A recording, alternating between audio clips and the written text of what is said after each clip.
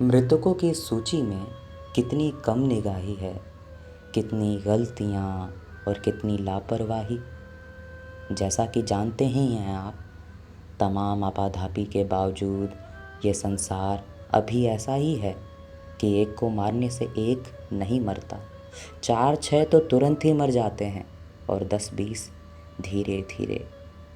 जो लोग सोते हुए मारे गए, उनके सपनों में जितनी बातें थीं, जितने लोग थे, वे सब मारे गए असमय। जो जाग रहे थे, उनके पास भी थी आदमकद इच्छाएं।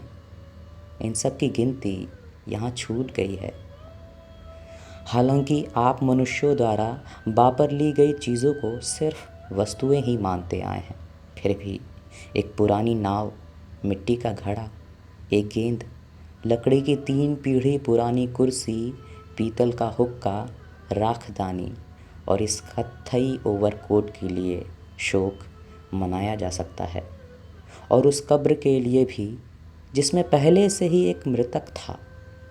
तितलियों की उम्र यूँ भी ज़्यादा नहीं होती, उन्हें मारने से किसी को कुछ हासिल नहीं हो सकता था, फिर भी उन्हें इस सूची में जगह देने में भी कोताही बरती गई।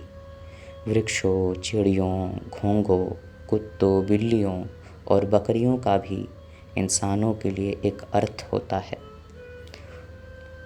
उन जगहों के नाम भी छोड़ दिए गए हैं जहां अब हाहाकार है और कुछ देर पहले फुटबॉल के दर्शकों का शोर था। उन असफल कोशिशों के नाम लिखो जो एक ने दूसरे को बचाने से ठीक पहले की हो।